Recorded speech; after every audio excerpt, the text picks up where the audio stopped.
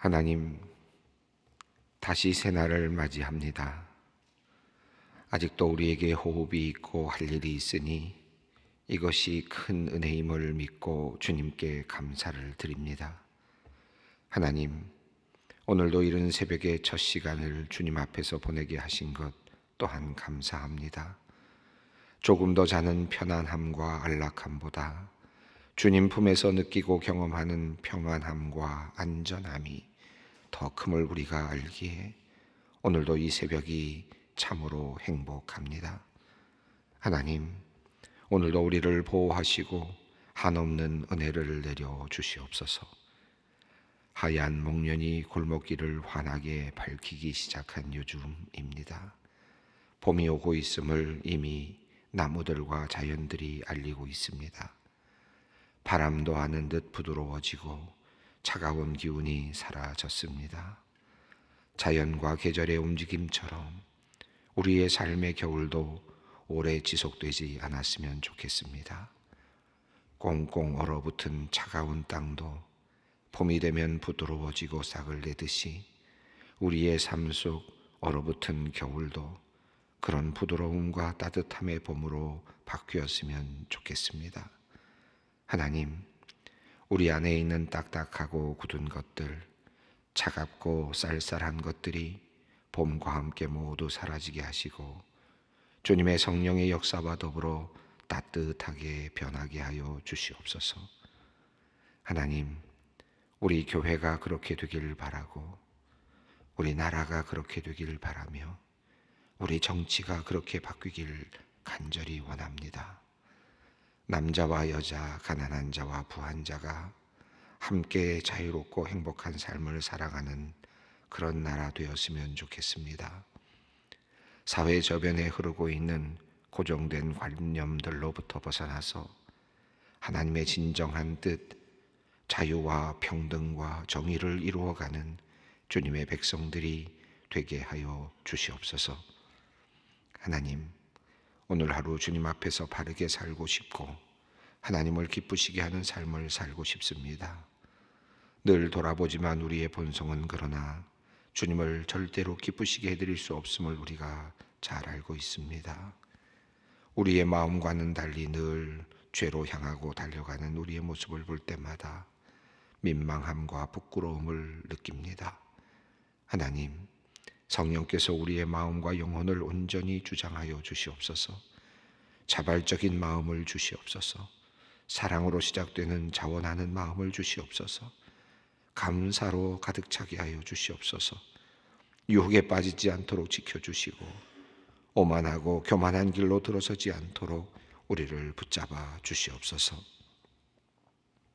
하나님, 오늘도 이 나라와 이 민족을 지켜주시기를 기도합니다. 나라를 지키는 우리 국군 장병들과 군인들에게 지혜와 용맹함과 나라를 사랑하는 마음을 주시기를 원합니다. 무기를 다루는 장병들이 실수하지 않게 하시고 훈련하고 단련할 때 몸이 상하거나 다치지 않게 하여 주시옵소서. 특별히 군 복무 중인 우리 소망의 청년들을 하나님께서 지켜주시며 군인을 직업으로 가지고 나라를 지키는 소망의 성도님들에게도 늘 함께 하시어서 몸과 마음이 상하지 않게 지켜주시옵소서. 대통령을 비롯한 이 나라의 정치 지도자들, 그리고 국회의원들과 경찰과 검찰, 법관들과 이 나라를 돌보는 많은 공무원들을 위하여 기도합니다.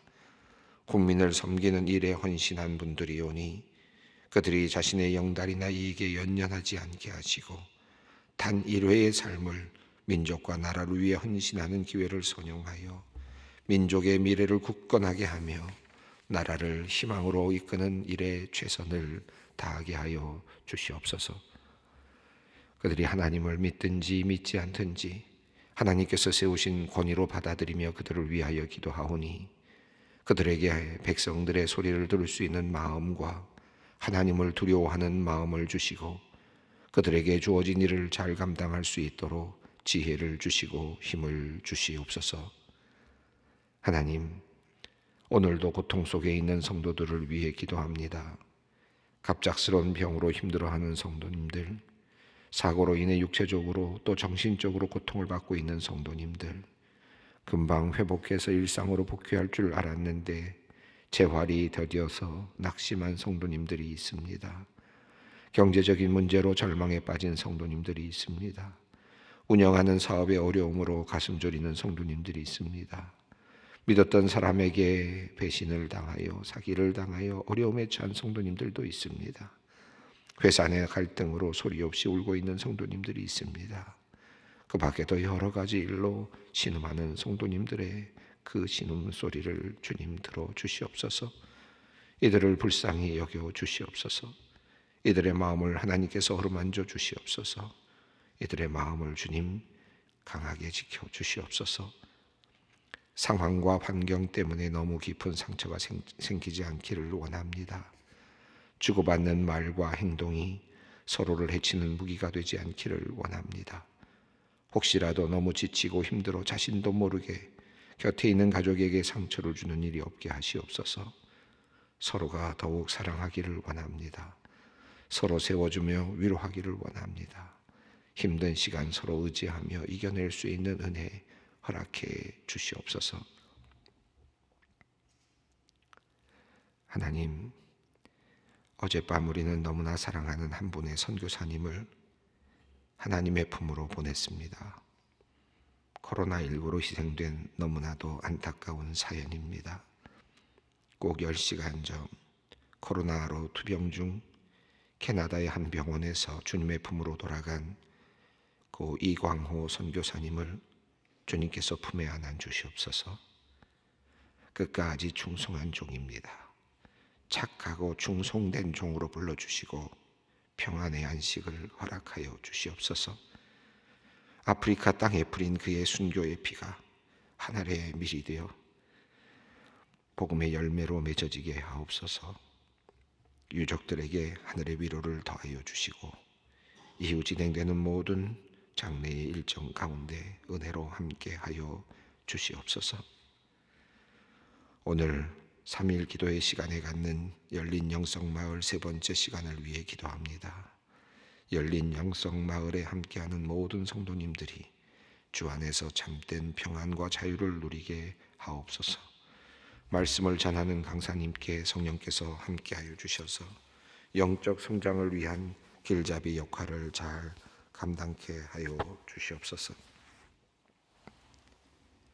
하나님, 오늘도 주님의 말씀 앞으로 나아갑니다. 주님의 말씀을 우리의 귀에 넣어주시고 마음에 담아 주시옵소서. 성령님의 도우심으로 우리가 큰 은혜를 누리게 하여 주시옵소서.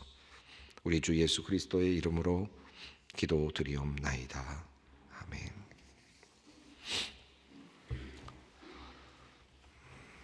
오늘 우리에게 주시는 말씀 사도행전 28장 16절로 22절 말씀입니다. 사도행전 28장 16절로 22절 말씀입니다. 함께 봉독하겠습니다. 우리가 로마에 들어가니 바울에게는 자기를 지키는 한 군인과 함께 따로 있게 허락하더라. 사흘 후에 바울이 유대인 중 높은 사람들을 청하여 그들이 모인 후에 이르되, 여러분 형제들아, 내가 이스라엘 백성이나 우리 조상의 관습을 배척한 일이 없는데 예루살렘에서 로마인의 손에 죄수로 내준 바 되었으니 로마인은 나를 신문하여 죽일 죄목이 없으므로 석방하려 하였으나 유대인들이 반대하기로 내가 마지 못하여서 가이사에게 상소하며 내 민족을 고발하려는 것이 아니니라. 이러므로 너희를 보고 함께 이야기하려고 청하였으니 이스라엘의 소망으로 말미암아 내가 이 쇠사슬에 매인 바 되었노라. 그들이 이르되 우리가 유대에서 내게 대한 편지도 받은 일이 없고 또 형제 중 누가 와서 내게 대하여 좋지 못한 것을 전하든지 이야기한 일도 없느니라. 이에 우리가 너의 사상이 어떠한가 듣고자 하니 이 파에 대하여는 어디서든지 반대를 받는 줄 알기 때문이라 하더라. 아멘. 사도행전 28장 지금 16절로 들어서고 있습니다. 이 단락은 이제 오늘 본문과 내일 본문으로 이제 사도행전이 대단원의 막을 내리게 됩니다. 그런데 마무리되는 것 같지 않은 그런 좀 느낌이 들지 않습니까? 뭐 승리라든지 또는 조금 안타깝지만 뭐 죽음이라든지 어떤 좀 절정이 있을 것 같고 뭐 대단한 어떤 결말이 있을 것 같은 그런 기대로 흥미진진하게 읽어내려온 우리 사도행전의 독자들이라면 마지막 부분이 조금은 좀 아쉽다 하는 그런 이야기로 끝날지도 모르겠습니다. 오늘 본문이 그 하나의 마지막 에피소드라고 할 수 있겠는데요. 늘 보았던 똑같은 그런 싸움, 똑같은 문제, 그것이 마지막에 놓여 있는 것이 특징입니다. 이것이 주는 의미가 저는 있다고 생각합니다. 저는 사도행전 28장이 저희들에게 주는 큰 의미, 28장 마지막 부분이 우리에게 주는 의미가 크다고 생각하는데, 저는 읽을 때마다 이 마지막이 좀 더 이렇게 좀 멋졌으면 좋겠다. 뭐 장엄하게 사도 바울의 순교로 끝나든지, 이미 사도 바울은 사실은 역사 속에서 그 순교했다는 것으로 우리가 알려져 있으니까 얼마든지 그렇게 쓰여질 수 있었을 것 같은데, 누가가 쓰고 있는 이 사도행전의 마지막은 그냥 이렇게 진행되던 일의 연속, 마지막에 또 똑같은 일의 반복 같은 느낌이 드는 마지막 이야기로 끝나고 있습니다. 내일 조금 더 그 얘기를 좀 하려고 합니다만은 어쨌든 오늘 본문은 한 가지 사건을 이제 마지막으로 소개하고 있는데 늘 보았던 비슷한 그런 내용입니다. 우선 그가 로마로 들어가서 어떤 일이 있었는지를 먼저 살펴보겠습니다. 16절 말씀입니다. 우리가 로마에 들어가니 바울에게는 자기를 지키는 한 군인과 함께 따로 있게 허락하더라. 드디어 로마로 바울이 들어가게 되었습니다. 그가 그렇게도 꿈꾸고 또 바라던 길이었습니다. 하나님께서 자기 자신을 이방인들을 위한 선교사로 부르셨고, 이방인의 선교사로 부르셨다는 이야기는 마지막 그 땅끝이라고 할 수 있는 그곳까지 가는 것이라고 그는 생각했을 것입니다. 그 땅끝이 어디였을까? 바울이 생각할 때 아마도 그 땅끝은 스페인 정도가 되지 않았을까 생각이 되고, 그리고 또 로마까지 가는 것이 아니었을까 생각합니다. 자, 로마에 들어간다는 것은 그런 의미에서 이제 사도행전에 따르면 너희가 땅 끝까지 이르러 내 증인이 되리라라고 하는 예수님의 마지막 명령에 순종하는 그런 어떤 바울의 어떤 그 순종과 같은 그런 의미도 있다고 할 수 있겠습니다. 자, 로마에 그가 들어가게 되었는데 바울에게는 자기를 지키는 한 군인과 함께 따로 있게 허락하더라. 이 다른 사본들이 좀 있는데요. 이 본문에 대해서는 조금 다른 사본들이 있습니다. 서방 본문들 중에 이런 내용들이 있습니다. 이 부분을 조금 더 자세하게 설명한 본문들이 있는데 그 본문들은 이렇게 되어 있습니다. 우리가 로마에 들어갔을 때 백부장은 자신의 죄수들을 군 진영의 책임자에게 넘겼지만 바울은 그를 지키는 군인 한 사람과 함께 막사 밖에서 백부장과 더불어 머무는 것이 허락되었다. 뭐 같은 내용입니다만은 오늘 16절 말씀은 그 내용이 조금 더 축약되어 있는 그런 내용으로 되어 있습니다. 바울과 일행들이 이제 로마로 들어가게 되었고 다른 사람들, 다른 죄수들은 당연히 넘겨졌을 것입니다. 그런데 바울만큼은 이 백부장이 넘기지 않았던 것 같고 군인 한 사람을 지키게 함으로써 이제 함께 군 진영 바깥에 있도록 만들었다라는 것입니다. 자, 아마도 많은 자유가 그에게 주어졌던 것 같고요. 그리고 그 기간이 2년 이상이 있었던 것 같습니다. 자, 그런 과정 속에서 어떤 일들이 일어났는지 특별히 바울이 한 첫 번째 사건 하나가 나타납니다. 17절 말씀입니다. 사흘 후에 바울이 유대인 중 높은 사람들을 청하여 그들이 모인 후에 이르되 여러분 형제들아 내가 이스라엘 백성이나 우리 조상의 관습을 배척한 일이 없는데 예루살렘에서 로마인의 손에 죄수로 내준 바 되었으니. 앞서서 지금 그 로마로 들어오고 있는 상황 속에서 그리스도인들이 앞서가서 바울을 영접하고 또 친교를 나누고 환영하는 그런 내용들이 우리 어저께 본문에 있지 않았습니까?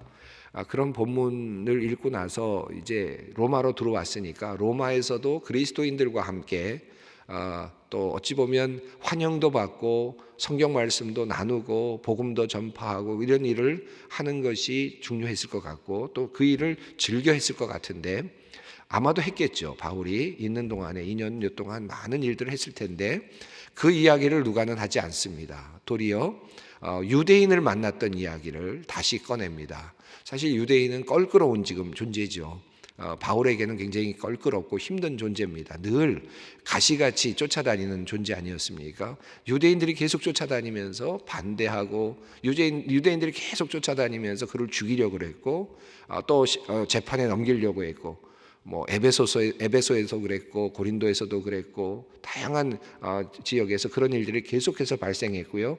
예루살렘으로 갔을 때에도 에베소의 유대인들이 찾아와서 또 다시 그를 고소하고 또 예루살렘에 있는 유대인들도 그를 고소하고 결과적으로는 가이사를 통해서 또 재판에 넘겨지고 이 과정들이 계속됐습니다. 결국은 유대인들이 문제인데 아마 지긋지긋해서 아마 보고 싶지 않았을 정도의 사람들이라고 생각이 듭니다. 그러나 그럼에도 불구하고 바울은 자기 자신의 민족에 대한 구원, 로마서에 우리가 나왔던 내용을 지난번에 살펴보았던 것처럼 자기 민족이 구원받기를 원하는 그 강한 그 마음에 그 소원이 있었습니다. 이 소원을 가지고 지금 바울은 이방인의 사도이면서도 자기 그 민족 이스라엘 민족을 포기하지 않습니다. 끝까지 포기하지 않는 모습이 두드러지는 거죠. 이 사도행전 28장에서도 이방인의 사도로 부름을 받은 이 바울이 끝까지 유대인을 놓지 않으려고 노력하는 이 모습은 그가 로마서에서 이야기했던 것처럼 내가 한 근심이 있다. 이 근심을 가지고 있고 내 모든 것들을 다 포기한다고 하더라도 내가 하나님에게 끊어진다고 할지라도 내 민족을 위해서 구원하고 싶다. 민족을 구원하고 싶다고 하는 그의 그 마음의 소원이 실제 삶으로 일어나는 그런 모습이라고 할 수 있겠습니다. 자, 그래서 유대인들을 이제 다시 초청을 합니다. 저 같으면 이 정도 되면 그냥 유대인 안 보고 나 좋아하는 사람들하고만 보낼 것 같습니다. 얼마든지 지금 안에 그리스도인들이 많이 있고 또 함께하는 사람들이 많이 있으니까 그분들과 함께 은혜 나누고 복음 전하고 얼마나 좋습니까? 그런데 자기를 유독 반대하고 있는 사람들을 또다시 불러서 지금 그들과 대화를 시도하고 있고 또 그들과 함께 무엇인가를 하려고 하고 있는 그런 모습입니다. 유대인 중 높은 사람들을 청했다고 했는데 바울이 회당에 그 당시에 그 로마에도 회당들이 여러 개 있었죠. 회당에 충분히 갈 수 있었겠지만 그가 자유로운 몸이 아니지 않습니까? 그러니까 가는 것이 아마 허락되지는 않았을 것 같습니다. 회당이 없었던 것은 아니지만 그러니까 그가 잡혀있는 그곳으로 유대인들을 청한 것입니다. 유대인들 중에서 높은 사람들, 로마에서 나름대로 정치적인 역할을 하고 있거나 유대인들의 대표자인 그런 사람들을 청했습니다. 그래서 그들과 함께 이야기를 나눕니다. 그가 이렇게 이야기하죠. 형제들아, 내가 이스라엘 백성이나 우리 조상의 관습을 배척한 일이 없는데, 내가 이스라엘 백성들 이스라엘의 관습을 배척한 일이 없다라는 말은 24장 5절에서 더둘로가 벨릭스 앞에서 이야기했던 그 고소와 연결되어 있는 듯 보입니다. 벨릭스 앞에서 더둘로는 이런 세 가지를 얘기했죠. 이 사람은 전염병과 같은 사람이다. 그리고 유대인들을 소욕해 하는 사람이다. 그리고 마지막으로 나사렛 집단의 우두머리다. 이 세 가지로 그를 고소했습니다. 이 고소가 계속해서 부인이 되고 또 계속해서 그것이 아니라는 사실이 증명되는 과정이 있었지만 또다시 그것이 올무가 되고 또다시 올무가 되는 과정으로 지금 여기까지 와 있는 거거든요. 그래서 그는 이제 유대인들에게 이렇게 얘기합니다. 조상의 관습을 배척한 일이 없다. 그런데 예루살렘에서 로마인의 손에 죄수로 내준 바 되었으니, 이 말은 로마인의 손에 죄수로 내준 바 되었다는 말은 유대인들이 로마인의 손에 내준 것은 아니었지 않습니까? 이미 우리가 살펴봤던 것처럼 유대인들의 손에 죽을 뻔했죠. 도리어 죽을 뻔했는데 로마인들이 도리어 백부장이 그를 구해주게 되고 사법적인 그런 어떤 틀 안에서 그를 보호해주게 되었던 것이고 또 그 과정에서 로마까지 오게 되었던 것이죠. 그러나 큰 맥락에서 본다면 결과적으로는 유대인들의 그런 소요로 말미암아 그로 인해서 로마인의 손에 넘겨준 것도 사실인 것은 맞겠습니다. 자, 그러니까 그런 의미에서 지금 로마인의 손에 죄수로 내준 바 되었다. 상황을 설명합니다. 18절 말씀입니다. 로마인은 나를 신분하여 죽일 제목이 없으므로 석방하려 하였으나 19절입니다. 유대인들이 반대하기로 내가 마지 못하여 가이사에게 상소하며 내 민족을 고발하려는 것이 아니니라. 17절, 18절, 19절 말씀은 우리가 이미 알고 있는 내용을 설명하고 있습니다. 여러 번 우리가 보아왔던 내용이니까 충분히 그가 지금 요약하고 있는 내용을 우리가 잘 알 수 있습니다. 자, 그래서 바울은 유대인들에게, 로마에 있는 유대인 지도자들에게 이렇게 이야기합니다. 20절 말씀입니다. 이러므로 너희를 보고 함께 이야기하려고 청하였으니 이스라엘의 소망으로 말미암아 내가 이 쇠사슬에 매인 바 되었노라. 여기 보면 이 쇠사슬에 매였다라고 해서 이 표현은 하고 있는 것으로 봐서 그가 실제로 쇠사슬을 차고 있었다라고 그렇게 여겨집니다. 그러니까 쇠사슬을 차고 있는 모습을 그가 지금 보여주고 있는 것이죠. 자, 그런데 너희와 이야기를 나누고 싶다 하면서 이스라엘의 소망으로 말미암아 라는 표현을 썼습니다. 이스라엘의 소망이 무엇입니까? 앞서서 바울이 24장 15절에서 너희들이 기다리는 바 하나님의 향한 소망을 나도 가졌다. 유대인들을 향해서 그렇게 이야기를 하거든요. 하나님을 향한 소망을 나도 가졌다. 너희들이 가지고 있는 그 소망 나도 똑같이 가졌다. 여기에는 바리새인들을 중심으로 한 부활의 소망까지 포함하고 있습니다. 이스라엘 백성들이 소망하고 있는 그 부활의 소망, 메시아를 기다리는 그 소망, 이 소망을 나도 가졌다. 다만 그 메시아의 소망이 바로 예수 그리스도 안에서 이루어졌다는 사실을 내가 증언하고 있는 것이다. 그 내용이었죠. 자, 이 이야기를 지금 그가 또다시 지금 이 유대인들 앞에서 하고 있습니다.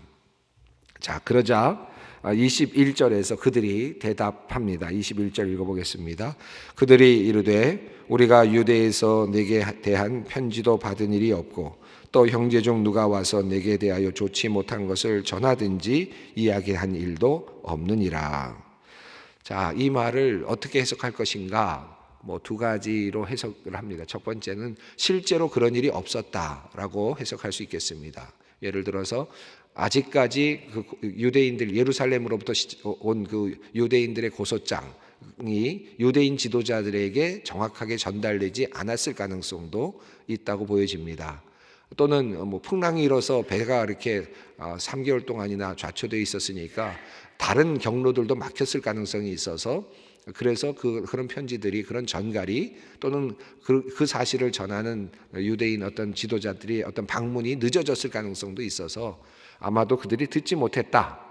이런 너와 관련된 어떤 그 고소에 대한 내용을 듣지 못했다. 이렇게 표현하는 듯 보이기도 합니다. 그러나 또 한편으로는 이것은 굉장히 어떻게 보면 외교적인 하나의 표현으로도 볼 수 있겠습니다. 들은 바 없는 것은 아니나 그렇게 이야기를 하면서 마치 공적으로 아주 뭐랄까요, 정의롭게 판단하고자 하는 것처럼 그렇게 표현하면서 실제적으로는 그 판단의 기준이 이미 들어있는 그런 어떤 외교적인 어떤 술사로 그렇게 표현할 수도 있겠습니다. 어쨌든 간에 그들은 지금 어쨌든 외적으로 공평한 상태에서 한번 이야기를 들어보겠다.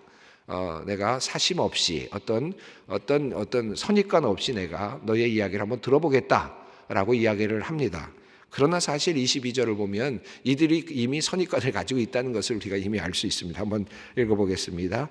이에 우리가 너의 사상이 어떠한가 듣고자 하니 이 파에 대하여는 어디서든지 반대를 받는 줄 알기 때문이라 하더라. 자, 너의 사상이 어떤가 내가 한번 들어보자. 네가 말하는 것이 무엇인가 내가 한번 들어보고자 한다. 그런데 들어보고자 하는 이유는 뭐냐면 이 파는 여기서 섹트를 의미하죠.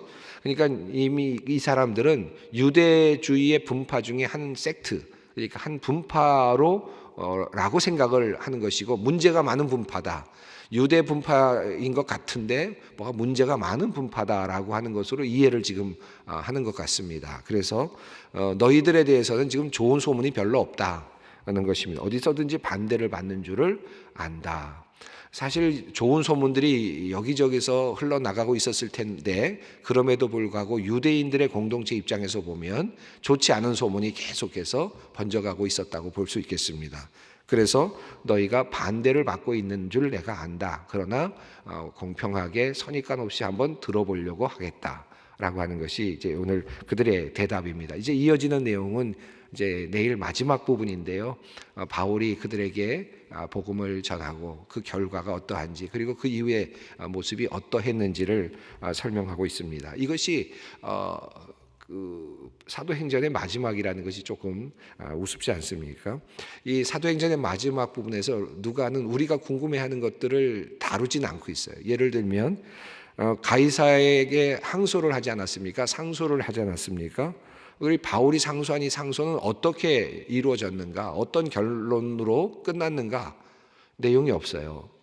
그래서 그냥 이렇게 그것도 갇혀 있는 모습으로만 설명이 되고 있고, 어떤 결말을 맺었는지에 대한 내용이 나오지 않습니다.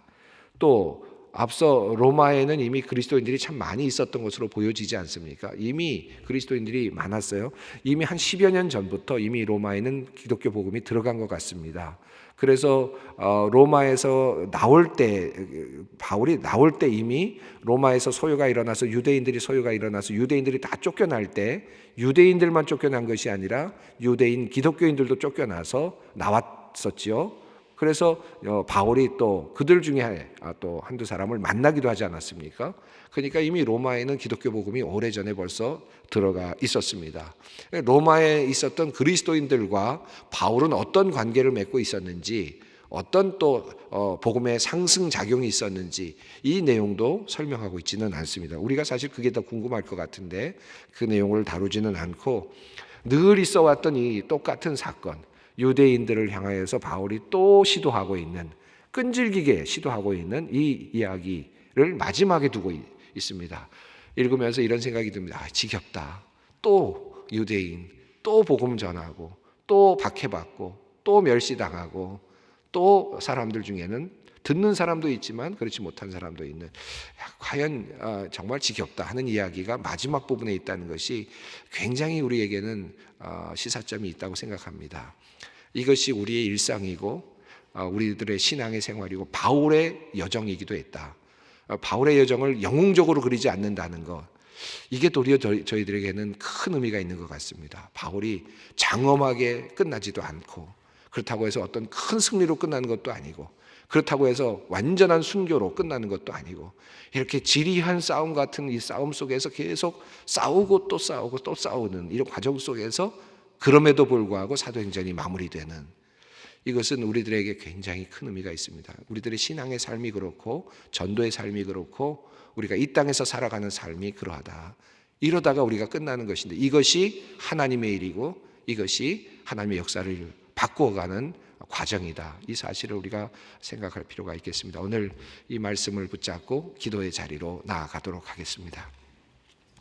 하늘에 계신 우리 아버지, 아버지의 이름을 거룩하게 하시며 아버지의 나라가 오게 하시며 아버지의 뜻이 하늘에서와 같이 땅에서도 이루어지게 하소서. 오늘 우리에게 일용할 양식을 주시고 우리가 우리에게 잘못한 사람을 용서하여 준 것 같이 우리 죄를 용서하여 주시고 우리를 시험에 빠지지 않게 하시고 악에서 구하소서. 나라와 권능과 영광이 영원히 아버지의 것입니다.